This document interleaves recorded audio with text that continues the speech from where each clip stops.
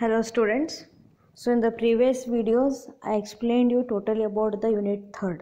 So in the unit 3rd we seen about the capital structure and leverage concept.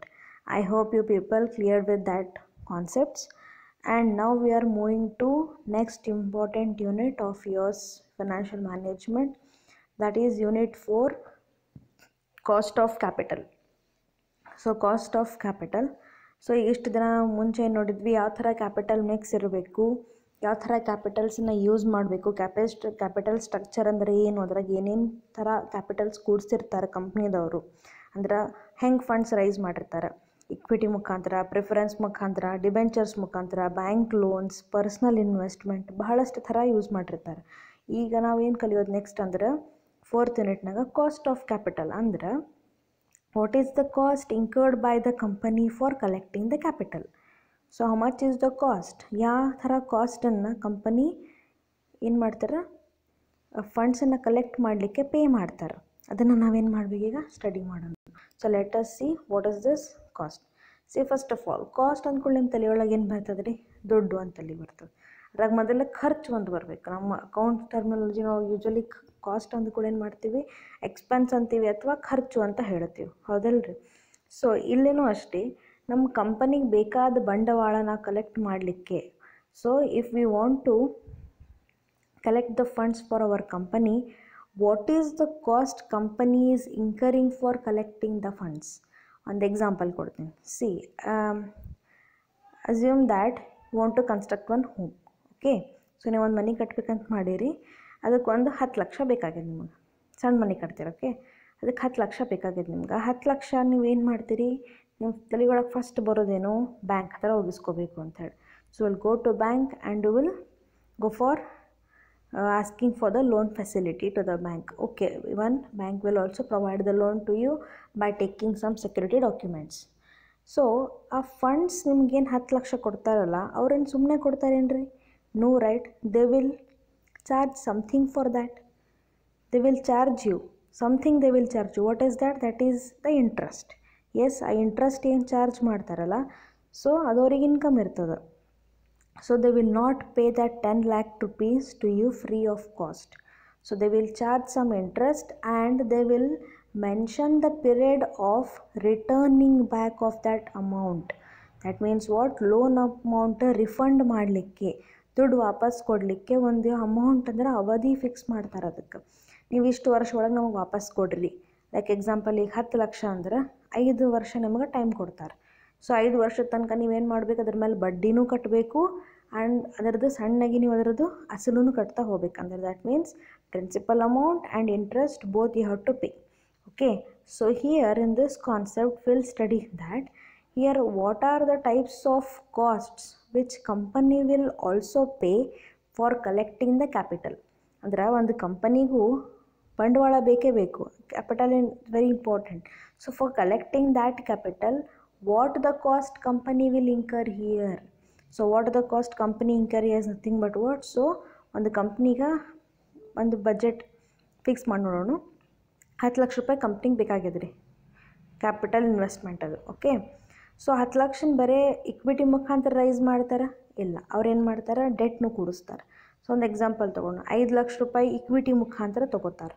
Okay, ಆಮೇಲೆ ಇನ್ನೂ 5 ಲಕ್ಷ ಉಳಿತಲ್ರಿ, ಅದರಾಗ ಏನು ಮಾಡ್ತಾರೆ, 3 ಲಕ್ಷ ಡಿಬೆಂಚರ್ ಮುಖಾಂತರ ತೊಗೋತಾರೆ. ಇನ್ನೂ 2 ಲಕ್ಷ ಪ್ರಿಫರೆನ್ಸ್ ಮುಖಾಂತರ ತೊಗೋತಾರೆ. ನಿಮಗೆ ಬರ್ತದೆ ಇಕ್ವಿಟಿದವ್ರಿಗೆ ಏನು ಫಿಕ್ಸ್ ರೇಟ್ ಅಂತ ಫಿಕ್ಸ್ ಮಾಡೋಂಗಿಲ್ಲ. ಯಾಕಂದ್ರೆ ಒಂದು ಕಂಪನಿದು ಎಲ್ಲ ಔಟ್ಸೈಡ್ ಲಯಬಿಲಿಟೀಸ್ ಮುಗಿದ್ಮೇಲೆ ಏನು ದುಡ್ಡು ಉಳಿತದಲ್ಲ, ಅದು ಯಾರಿಗೆ ದುಡ್ಡು ಸೇರ್ತದೆ ಅಂತಂದ್ರೆ ಇಕ್ವಿಟಿ ಶೇರ್ ಹೋಲ್ಡರ್ಸಿಗೆ ಸೇರಬೇಕು. Okay, but how about the debenture holders and preference share holders? You have to pay something to them, either company makes the profit or not. Okay, so profit ಮಾಡಲಿ ಬಿಡಲಿ ಕಂಪನಿ ನೀವು ಅವ್ರಿಗೆ pay ಮಾಡಲೇಬೇಕು. ಏನು pay ಮಾಡ್ತೀರಂದ್ರೆ, ಡಿಬೆಂಚರ್ಸ್ದವರಿಗೆ interest pay ಮಾಡ್ತೀರಿ, ಪ್ರಿಫರೆನ್ಸ್ದವರಿಗೆ ಡಿವಿಡೆಂಡ್ ಪೇ ಮಾಡ್ತೀರಿ. ಇವೇನು ನೀವು ಪೇ ಮಾಡ್ತಿರಲ್ಲ, interest and preference, this is called as your cost. Okay, so ಒಂದು ಕಂಪನಿ ಆ ಫಂಡ್ಸನ್ನು ಕಲೆಕ್ಟ್ ಮಾಡಲಿಕ್ಕೆ, 10 ಲಕ್ಷನ ಕಲೆಕ್ಟ್ ಮಾಡಲಿಕ್ಕೆ ಏನೇನು ಕಾಸ್ಟ್ ಪೇ ಮಾಡ್ತಾರೆ, what are the expenses they are making, that is called as what? Cost of capital. So for raising the capital, how much cost they are making. So ಈಗ debenture holders ಅವರಿಗೆ 10% ಕೊಡ್ತೀವಿ ಅಂತ ಹೇಳಿದ್ವಿ. Interest. ಅಂದರೆ 3 ಲಕ್ಷ ರೂಪಾಯಿ ಅವ್ರ ಕಡೆ ಫಂಡ್ಸ್ ತೊಗೊಂಡ್ರೆ ಅಂದಮೇಲೆ ಆ 3 ಲಕ್ಷಕ್ಕೆ ಏನು ಮಾಡ್ಬೇಕು ನೀವು 10% ಡಿಬೆಂಚರ್ಸ್ ಇಂಟ್ರೆಸ್ಟ್ ಪೇ ಮಾಡಬೇಕು. ಅದು ಏನಾಯ್ತು ಕಂಪನಿಗೆ ಅದು ಎಕ್ಸ್ಪೆನ್ಸ್ ಹೌದಿಲ್ಲ ರೀ, ಕಂಪ್ನಿ ಕಡೆಯಿಂದ ದುಡ್ಡು ಹೊರಗೆ ಹೋಗ್ತದಲ್ಲ, that is expense. And even ಪ್ರಿಫರೆನ್ಸ್ದವರಿಗೂ ಅವರು ಡಿವಿಡೆಂಡ್ ರೇಟ್ ಫಿಕ್ಸ್ ಮಾಡಿರ್ತಾರೆ. ಲೈಕ್ ಎಕ್ಸಾಂಪಲ್ 8% ಪೇ ಮಾಡಬೇಕು ಅವರು. ಸೊ ಕಂಪನಿಗೆ ಪ್ರಾಫಿಟ್ ಆಗಲಿ ಬಿಡಲಿ ಅವೆರಡು ಅವ್ರು ಪೇಮೆಂಟ್ ಮಾಡಲೇಬೇಕು. Those both will become the liability on the head of the company. So that is only we are calling it as a cost. So let us see the introduction. See, cost means amount spent in the form of money, material and labor for production of goods and services. Yes, usual ನಾವು terminology ಮಾತಾಡೋದೇನು, cost ಅಂದರೆ the expenses are the amount spent in the form of money. So ಈ ದುಡ್ಡು ಎದ್ರ ಸಂಬಂಧ ನಾವು ಖರ್ಚು ಮಾಡ್ತೀವಿ ಅಂದ್ರೆ material and labour for production goods and services for acquiring these all things. So capital is an important factor of production. So capital is also very important. Okay, so for production activity, so production ಮಾಡಬೇಕಂದ್ರೆ ಮೊದಲು basic investment ಇರಬೇಕು. Investment ಅಂದರೆ capital collect ಆಗಬೇಕು. So capital has a cost because interest is to be paid on the capital. So capital ಏನದ ರೀ, that is having the cost. Okay, capital has a cost because interest is to be paid on the capital. Capital means amount invested on both fixed as well as current assets of the firms. Yes, so capital is nothing but what? So it is total investment of the company, which company is investing in both fixed as well as current assets. So current assets ಮೇಲೆ ಆಮೇಲೆ fixed assets ಅಂದರೆ long term short term ಎರಡು ಥರ asset ಮೇಲೆ ಏನು ಮಾಡ್ತಾರೆ ಕಂಪ್ನಿದವರು ಫಂಡ್ಸನ್ನು invest ಮಾಡ್ತಾರೆ. So cost of capital is nothing but what? In simple, it's a basic concept we can say. So which every company has to think about it. ಎಲ್ಲ company ಏನು ಮಾಡಬೇಕು, think ಮಾಡಬೇಕು. ಯಾವಾಗಂದ್ರೆ ಮುಂಚೆನೇ ಫಂಡ್ಸ್ ರೈಸ್ ಮಾಡೋಕ್ಕಿಂತ ಮುಂಚೆನೇ. So they will raise the capital according to their cost. So ಅವ್ರಿಗೆ ಎಲ್ಲಿ ಸೋವಿ ಬೀಳತ್ತದ ಅಲ್ಲಿ ಹೋಗ್ತಾರೆ. ನಿಮ್ಗೆ ಆಗಳೊಂದು ಎಕ್ಸಾಂಪಲ್ ಕೊಟ್ಟೆ, ನೀವು 10 ಲಕ್ಷ ರೂಪಾಯಿ ಲೋನ್ ತೊಗೋಬೇಕಂತ ಮಾಡಿರಿ. ಸೊ ಒಂದು ಬ್ಯಾಂಕ್ದವ್ರು ನಿಮಗೆ ಇಂಟ್ರೆಸ್ಟ್ ಚಾರ್ಜ್ ಮಾಡ್ತಾರೆ ಅಂಥೇಳಿ. ಈಗ ಇನ್ ಕೇಸ್ ನಿಮ್ಗೆ ಅದು ಇಂಟ್ರೆಸ್ಟ್ ಅವ್ರು ಏನು ಚಾರ್ಜ್ ಮಾಡ್ತಾರಲ್ಲ ಅದು ಭಾಳ ಅನ್ನಿಸ್ತು ಅಂದರೆ ಎಕ್ಸಾಂಪಲ್ ಕೊಡಬೇಕಂದ್ರೆ ಈಗ ಆಗ ಬ್ಯಾಂಕ್ದವ್ರು 10% ಇಂಟ್ರೆಸ್ಟ್ ಚಾರ್ಜ್ ಮಾಡ್ಲಿಕ್ಕತ್ತಾರೆ. 10% 10 ಲಕ್ಷದ ಮೇಲೆ ಭಾಳ ಆಗ್ತದೆ, ಹೌದಿಲ್ಲ ರೀ. ಸೊ ಅದಕ್ಕೆ ನೀವೇನು ಡಿಸೈಡ್ ಮಾಡ್ತೀರಿ, ಬೇರೆ ಕಡೆ ಒಂದು ಕಡೆ ಕೇಳೋಣ ಅಂಥೇಳಿ ಇನ್ನೊಂದು ಕಡೆ ಹೋಗ್ತೀರಿ. ಅವ್ರೇನು ಹೇಳ್ತಾರೆ, ನಾವು 9.5% ಚಾರ್ಜ್ ಮಾಡ್ತೀವಿ ಇಂಟ್ರೆಸ್ಟ್ ರೇಟ್ ಅಂತ ಹೇಳ್ತಾರೆ. ಇನ್ನೊಂದು ಬ್ಯಾಂಕಿಗೆ ಹೋಗ್ತಾನೆ, ಅವರು 10.5% ಚಾರ್ಜ್ ಮಾಡ್ತಾರೆ. So depending upon the thing ಅವ್ರಿಗೆ ಎಲ್ಲಿ ಸೋಬಿ ಅನ್ನಿಸ್ತದ ಅಲ್ಲಿ ಹೋಗಿ ಫಂಡ್ಸ್ ಕಲೆಕ್ಟ್ ಮಾಡ್ತಾನೆ, ಅಂದ್ರೆ ಅಲ್ಲಿ ಲೋನ್ ತೊಗೋತಾನೆ, ಹೌದಿಲ್ಲ ರೀ. ಯಾಕಂದ್ರೆ ಬರ್ಡನ್ ಅದು ಒಮ್ಮೆ ಫಿಕ್ಸ್ ಆಯಿತು ಅಂದರೆ ಪ್ರತಿ ವರ್ಷ ಅದು ಏನದು ಬರ್ಡನ್ ಆದಂಗೆ ಆಗಿಬಿಡ್ತದೆ. So same for the company also. So company before going for taking any kind of the capital mixing decisions, they have to study detailly and they have to see which is cost beneficial to them. So ಈಗ ನನ್ನ capital ಸ್ಟ್ರಕ್ಚರ್ನಾಗ ನಾನು equity ಜಾಸ್ತಿ ಕೂಡಿಸಿದ್ರೆ ನನಗೆ ಫಾಯ್ದಾ ಅದನೋ, debt ಕೂಡಿಸಿದ್ರೆ ಫಾಯ್ದಾ ಅದನೋ, ಅಥವಾ preference ಕೂಡಿಸಿರೋ ಫಾಯ್ದಾ ಅದನೋ, bank loan ತೊಗೊಂಡ್ರೆ ಫಾಯ್ದಾ ಅದನೋ ಅಂತ ವಿಚಾರ ಮಾಡಬೇಕು ಅವ್ರು. ಸೊ ಎಲ್ಲ ವಿಚಾರ ಮಾಡಿದಾಗ ಏನಾಗ್ತದೆ, ultimately they can come to one decision for raising the capital. Okay, so meaning of cost of capital, see here. It is the minimum rate of return the firm earns as its investments. So it is the minimum rate of return. So cost of capital andrenu, it is the minimum rate of return the firm earns. So minimum rate company ಖಚಿತವಾಗಿ ಇಷ್ಟು ಅಂತ earnings ಮಾಡಲೇಬೇಕು ವರ್ಷ. ಎದಕ್ಕಂದ್ರೆ in order to satisfy the expectations of the investors who provide funds to the firm. So ಯಾರು ನೀವು ಕಂಪನಿಗೆ ದುಡ್ಡು ಹಾಕಿರ್ತಾರೆ, ಬಂಡವಾಳ ಕೊಟ್ಟಿರ್ತಾರಲ್ಲ, ಅವ್ರಿಗೆ ನೀವು ಸ್ಯಾಟಿಸ್ಫೈ ಮಾಡಬೇಕಲ್ರಿ. How you can able to satisfy them? By paying the interest and preference dividend on time. ಅವ್ರಿಗೆ ಏನು ನೀವು ರಿಟರ್ನ್ಸ್ ಕೊಡ್ತೀನಂತ ಪ್ರಾಮಿಸ್ ಮಾಡಿರ್ತೀರಲ್ಲ ಅದನ್ನು ಆನ್ ಟೈಮ್ ಪೇಮೆಂಟ್ ಮಾಡಬೇಕು. ಸೊ ಅದನ್ನು ಕರೆಕ್ಟಾಗಿ ಪೇಮೆಂಟ್ ಮಾಡಿದ್ರೆ ಏನಾಗ್ತದೆ, they will get the interest in your company and the chances are there that they can invest some more amount in your company. So what is the meaning of cost of capital here? It is the minimum rate of return. Minimum ಅಂದ್ರೆ ಒಂದು company ಇಷ್ಟಂತೂ earnings ಮಾಡಲೇಬೇಕ್ರಿ. ಈಗ ಒಂದು ಸ್ವಲ್ಪ outside liabilities ಒಂದು ಅಮೌಂಟ್ನ ಹೇಳ್ತೀನಿ ನಿಮ್ಗೆ. 10 lakh capital rice ಮಾಡ್ಲಿಕ್ಕತ್ತಾರಲ್ಲ, ಅವರು ವರ್ಷ ಏನಿಲ್ಲ ಅಂದರೂ 1 ಲಕ್ಷ ಪೇಮೆಂಟ್ ಮಾಡಲೇಬೇಕು.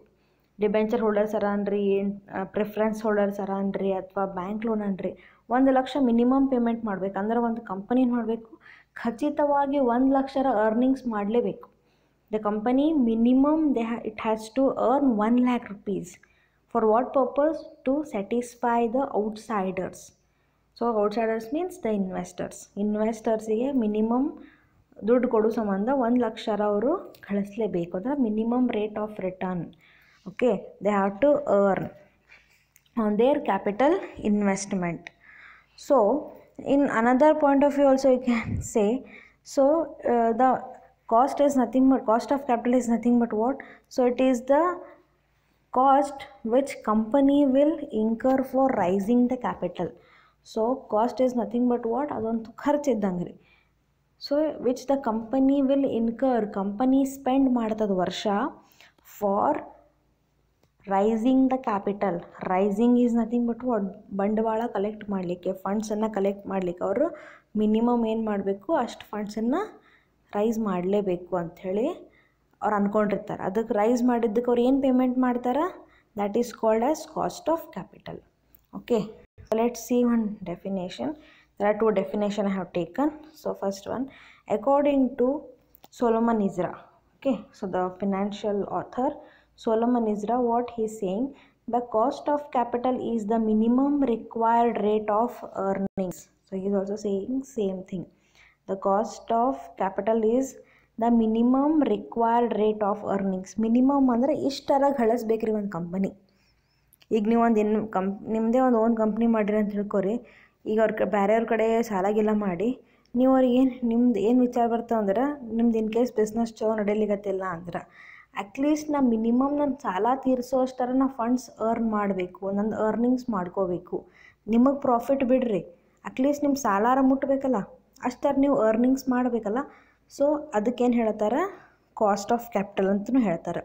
So minimum required rate of earnings or cut-off rate of capital expenditure. Cut-off rate is nothing but what? So to cut off my all expenditures on the capital. So capital ಮೇಲೆ ಮಾಡೋ ಅಂತ ನಾ ಏನು expenditures ಇದಾವಲ್ಲ, so ಇವೇನು payment ಮಾಡ್ತೀನಲ್ಲ, interest payment, preference payment, ಅವನ್ನ ಕಡಿತಗೊಳಿಸ್ಬೇಕು ನಾನು. ಓಕೆ, ಸೊ ಅದನ್ನು ಕಟ್ ಆಫ್ ಮಾಡಬೇಕು ಅಂದ್ರೆ ಮಿನಿಮಮ್ ಒಂದು ಸ್ವಲ್ಪ ಅರ್ನಿಂಗ್ಸ್ ಮಾಡಲೇಬೇಕು. ಈಗ ನಾನು 10 ಲಕ್ಷ ನನ್ನ ಕ್ಯಾಪಿಟಲ್ ಇನ್ವೆಸ್ಟ್ಮೆಂಟ್ ಇದ್ದರೆ ಅಟ್ಲೀಸ್ಟ್ 10% ಅಂತ ಹೇಳಿ 1 ಲಕ್ಷರನ್ನು ಅದರ ಅರ್ನಿಂಗ್ಸ್ ಮಾಡಲೇಬೇಕು. That is called as what? Cost of capital. What Solomon is saying, the cost of capital is the minimum required rate of earnings or cut off rate of capital expenditure. Another one definition is there according to Milton Spencer. So what he is saying, cost of capital is the minimum required rate of return. So cost of capital is nothing but what? Minimum required rate of return which a firm requires as a condition for undertaking an investment. So minimum ಇಷ್ಟನ್ನು ಒಂದು firm ಗಳಿಸಲೇಬೇಕು. ಎದಕ್ಕಂದ್ರೆ ನಿಮ್ಮ company ಒಳಗೆ invest ಮಾಡೋರಿಗೆ ಕೊಡಲಿಕ್ಕೆ. So what is saying, minimum required rate of return, minimum required rate of return which firm requires, firm ಅದನ್ನು ಗಳಿಸಲೇಬೇಕು. Minimum ಅಷ್ಟು ದುಡ್ಡು ಗಳಿಸಲೇಬೇಕು ರೀ. ಅದರ ಸಂಬಂಧ that is for the undertaking and investment. So investment ಏನು ಮಾಡಿರ್ತಾರಲ್ಲ ಆ ಪರ್ಪಸ್ಗೆ ನೀವು ಅವ್ರಿಗೆ ದುಡ್ಡು ಕೊಡೋ ಸಂಬಂಧ, ನಿಮ್ಮ ಇನ್ವೆಸ್ಟರ್ಸಿಗೆ ಸ್ಯಾಟಿಸ್ಫೈ ಮಾಡೋ ಸಂಬಂಧ ನೀವು ಅಷ್ಟರ ಅರ್ನಿಂಗ್ಸ್ ಮಾಡಲೇಬೇಕು. Okay, so what this cost concept is mainly focusing on? The basic concept of cost. So basics ಏನಿದ್ರಾಗ ನಾವು ಯೂಶ್ವಲಿ ನೋಡಬಹುದು. That is, first point is, it is not a cost as such. So the firm's cost of capital is really the rate of return that requires on the projects available.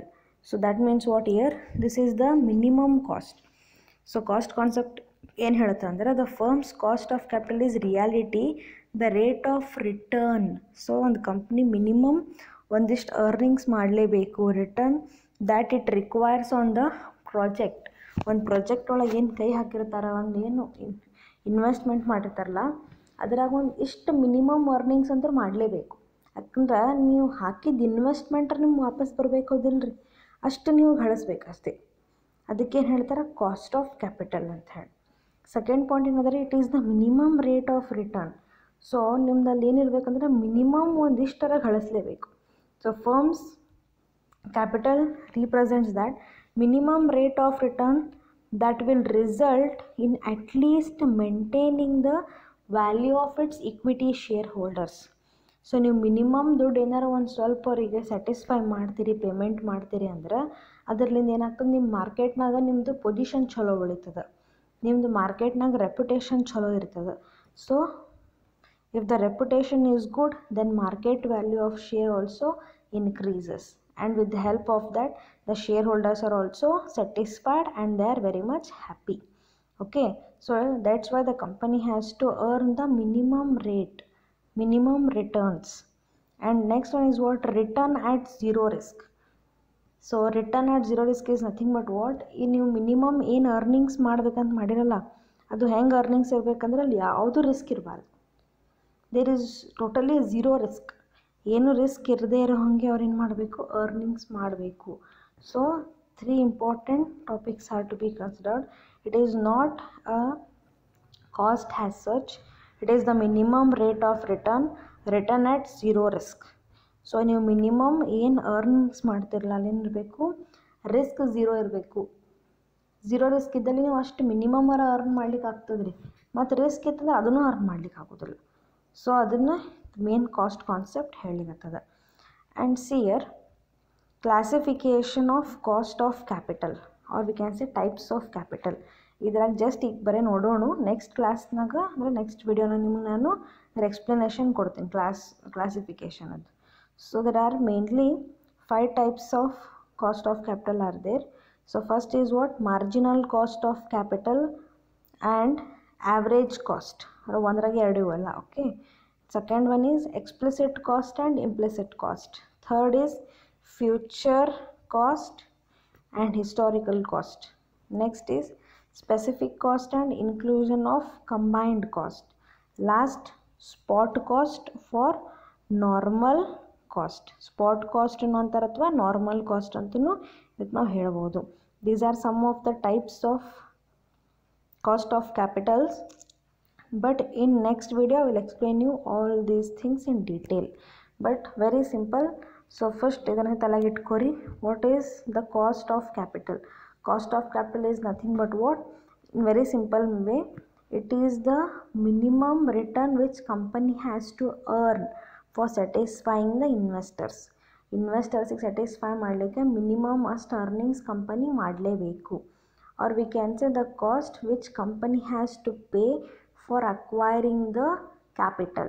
Capital ತೊಗೊಂಡು ಬರಲಿಕ್ಕೆ ಒಂದು company ಅಷ್ಟು minimum earnings ಅಂದರೂ ಮಾಡಲೇಬೇಕು, ಅಥವಾ ಅಷ್ಟು ಕಾಸ್ಟ್ನವ್ರು pay ಮಾಡ್ತಾರೆ. Okay. So please refer this. Text book ತೊಗೋರಿ. ಟೆಕ್ಸ್ಟ್ ಬುಕ್ನಾಗ ಇನ್ನೂ ಭಾಳ ಡೀಟೇಲ್ ಅದ, ನೀವು ನೋಡಿರಿ. ಏನಾರು ಡೌಟ್ಸ್ ಇದ್ರೆ ನಂಗೆ ಮೆಸೇಜ್ ಮಾಡಿರಿ. ಇದರ ನೆಕ್ಸ್ಟ್ ಪಾರ್ಟ ಮುಂದೆ ಕಲಿಯೋಣಂತ.